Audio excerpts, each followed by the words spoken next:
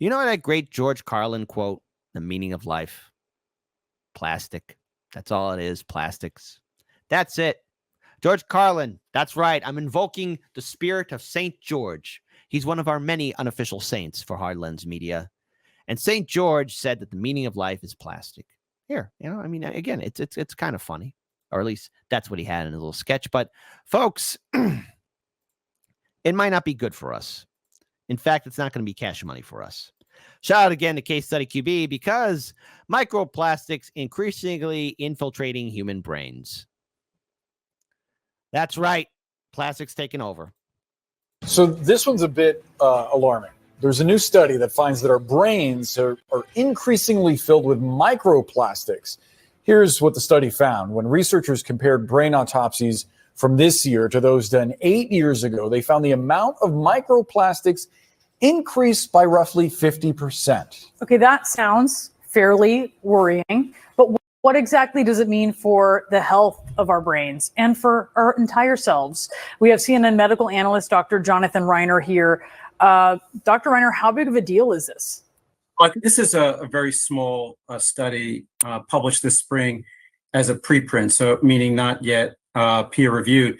But I think it's a wake-up call. And basically what the study did was they looked at autopsy specimens analyzed in 2016, and then a new set analyzed this year, and they looked at 3 different organs, the liver, the kidneys, and the brain, and found, alarmingly, as you said, a significant amount of deposition of microplastics or nanoplastics, even much smaller particles of plastic in all 3 of these organs, and with much higher concentration in the brain.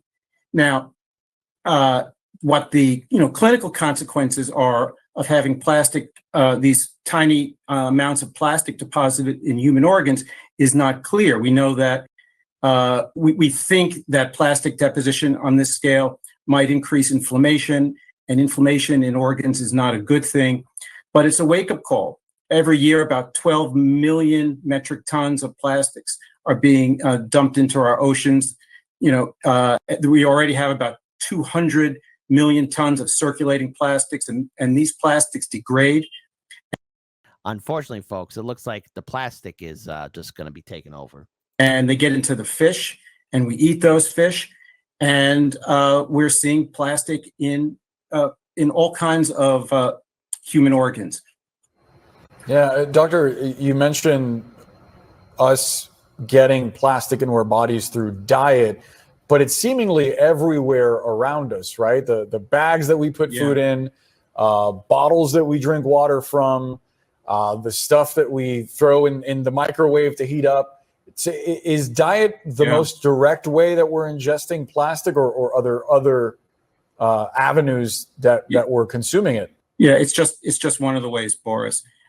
We think the 3 principal ways that the human body accumulates these tiny amounts of plastic are, as we said, through ingestion, also through inhalation. There's plastic in the air. There's plastic in the.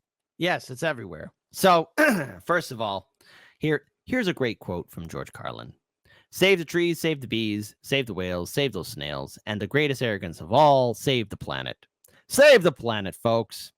The planet has been through a lot worse than us. Earthquakes, volcanoes, plate tectonics, continental drifts, solar flares, sunspots, magnetic storms, the magnetic reversal of the poles, hundreds of thousands of years of bombardments by comets and asteroids and meteors, worldwide floods, tidal waves, worldwide fires, erosion, cosmic rays, reoccurring ice ages, and we think some plastic bags and some aluminum cans are going to make a difference. The planet isn't going anywhere.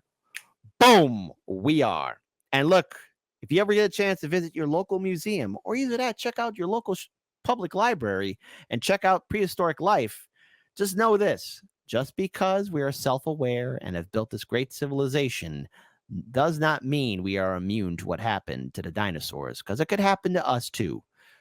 No one is guaranteed a full life, but I'll tell you one thing that's going to be around: plastic. I wonder what it's going to be like when either the next life form evolves and they find the fossil remains of humanity, or either that aliens check out our fossil remains. They're going to wonder, why are these humans covered and wrapped up in so much plastic? Dust, outside, another reason to take your shoes off when you walk into the house, as I am often reminded. And it's often it can also be absorbed via the skin, via things like cosmetics. So again, I don't put a lot of worry in this one particular study, but I do think that increasingly a lot of people are starting to focus on the toxic or the toxic effects of plastic, because as you said, they are all around us. People are accustomed to thinking about the toxic effects of, for instance, lead, and thinking back to 2015, when about 100,000 people in Flint, Michigan were exposed to toxic levels of lead. Hey, you hear that? They're talking about Flint, Michigan. Still nothing being done for those people. Nothing's being done for them. They still have lead in their drinking water. When the city's water supply was changed and pipes leached out lead. But plastic is all around us. It's how we carry our food. It's how we administer our drugs in the hospital. If you think about trying to live without plastics, it's very difficult to think how to do that. On the other hand, maybe it's not such a bad idea to not drink water every day from a big plastic jug, maybe to use a stainless steel container, maybe not to microwave foods inside a plastic container, instead put it on a plate. Maybe this is time for each of us to start to think about ways that we can decrease our plastic exposure until we have better understanding of what the long-term effects of accumulating these micro or nano amounts of plastic in our bodies really means. Yeah, something tells me that we'll someday find that it's not a positive effect that it's having on our organisms. Right. Dr. Jonathan Ryan. That was the dumbest 5 seconds ever come out of anyone from CNN's mouth. That was stupid. Say that again. I want my audience to be bombarded with your stupidity. Say that again, sir. Yeah, something tells me that we'll someday find that it's not a positive effect that it's having on our organisms. Right. Dr. Jonathan Reiner. One more time. I want everyone to see how stupid you are.